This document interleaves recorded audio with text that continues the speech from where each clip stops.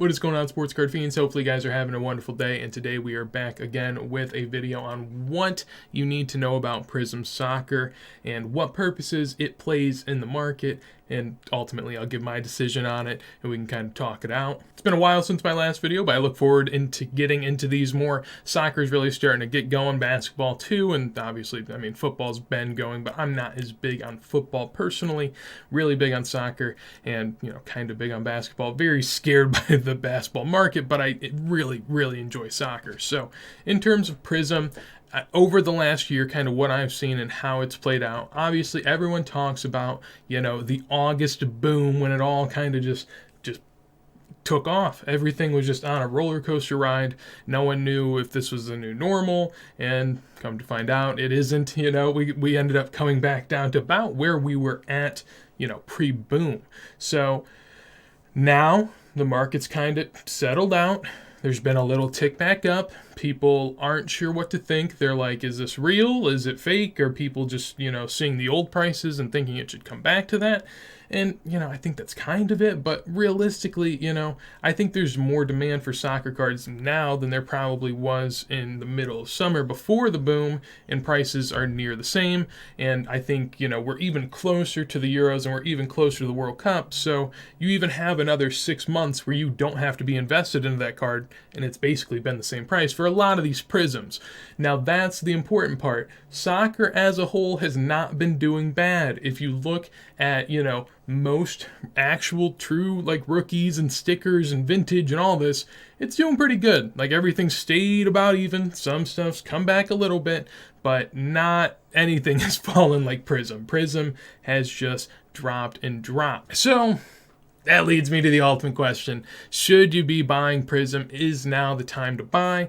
Personally, I think so. I think now is a decent time because it's just so low, you know, compared to where we were. And obviously, you know, people are like, should you compare that type of stuff? But I think it's real. I think it is really real because basically whenever all this kicked off in August, whenever Prizm prices just went sky high, what was happening? Well, what was happening was the NBA bubble and Champions League. And I think those two things kind of overlapped and off they went. Maybe there's more to it, but I think those are the two main factors.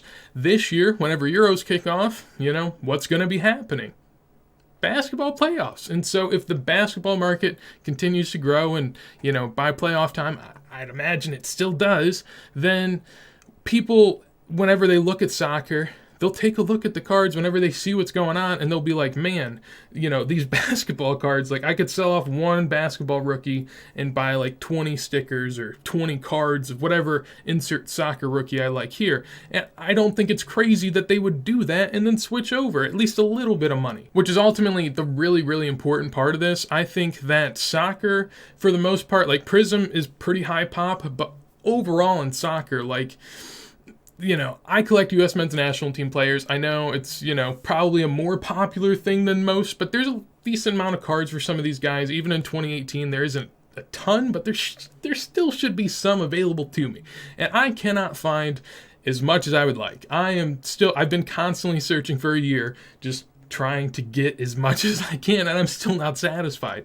And that is in a year where nothing happened U.S. men's national team soccer-wise, realistically. I mean, a lot of our players got better, but no one really saw it on a stage, so it didn't make any news, and I still can't find it. So what am I supposed to think happens when, you know, the Euros happen next year, and then, well, later this year, and then the World Cup the year after this? Like, it's crazy to think about. And I know soccer people, the people that are in this market, they look at that Prizm fall and they think, good, hell yeah, you know, just stick it to those basketball normies. They don't know what soccer, you know, investing, collecting cards are about. And so they just come in and go to Prizm. And I think ultimately that's why they will kick back up, because Prizm's just respected so much by people that buy cards now. And so whenever basketball people come into soccer, you know, it's just so much work to figure out who, you know, whose real sticker is their first, or, you know, like, soccer's hard. And people say that stunts the growth, but I think that keeps it, you know, clean. I think it keeps it clean because people they have to do work. They actually have to care. They can't just be here for, you know, quick stonks. They can try, but as you saw with Prizm during the summer, didn't go well. So ultimately, I see them, coming back into the market. I think that Prizm will be the first thing they go to. And ultimately, if you want to make some decent money, I think having, stickers of rookies that you like or stickers of vintage guys that you like, and then having a little bit of Prizm is the way to go. Personally, I don't like Prizm. I wouldn't hold it long term, but I keep a little bit around because for people that have hard to obtain normal cards, like normal rookies, whether that be stickers or just earlier cards, someone like Lewandowski, Neymar, KDB, stuff like that, like really high tier players that people will think of, but they aren't going to be able to really attain that true rookie sticker, then I think they just go to Prizm and, you cash in whenever they get there and you go on to whatever you want to do next. Everyone loves shinies. Everyone. Buy any Prizm you can. If it shines, even better. Just buy them up. This guy, Kingsley Coman. I'll use him as an example of something that happened over the summer. So when this kind of boom was happening, he had scored a game winner. Well, the goal that won the game for Bayern in the Champions League final. When he did that, these cards went from $3-5 a piece base to like 30. And I sold a numbered. I'd sold basically all of my base that I had. And so his cards had gone from, $3 to $5 to about 30. While his rookie sticker had only, it was probably 5-10 and it was like 20. So doesn't really make sense, This was valued pre-blow up way more than the base Prizm. Post blow up, base Prizm was valued more. That's just how it goes. I sold off a lot of the base Prizm. I got absolutely out on them at $30 a piece. I sold my numbered card, and I could have bought a Messi rookie with that numbered card's price. It's honestly absurd. I'll never understand it. And so I went back to the well recently and purchased a silver Kingsley Coman Prizm for like a little under 20. Just I'm messed up in the way that, if I make money on a card and I feel like, I can go back and get in at a new low, I'm messed up in a certain way that I just want to, I want to own more of it so I can remember just how I got out on top. That's what I would say. Does Prizm spike the same way? I'm not expecting 4 to 5x of my Prizm in short time. It doesn't make much sense. Will it go back up more? I definitely think so, and I think that's why you're starting to see this little tick back up. Personally, like I said, I don't really believe in it much long term. This is an example of that. I recently have been picking up a lot of Mbappe stickers, mostly 7.5, 8s. Like it's not anything crazy, but these things like a PSA 8 Mbappe I picked up recently for a little under 300. So going on over to Card Ladder, I'm just going to show this PSA 9 Mbappe. It's pop 2,000, in the PSA 10s, there's a ton too. So like pop over 4 or 5K just in PSA 9s and 10s, keep that in mind. And these things went from $50 in March all the way to almost 1,000 and then just went back down to about 150 and now have gone up to 300. That's where we're at. And personally, I just think they're so overrated compared to the sticker of his rookie, because $303 right now for a PSA 9 Prizm, you could probably get a BGS 7.5. You could have gotten a PSA 8 sticker a couple weeks ago. So realistically, it's in the ballpark of like good Mbappe rookie sticker prices. And this is a PSA 9 Prizm.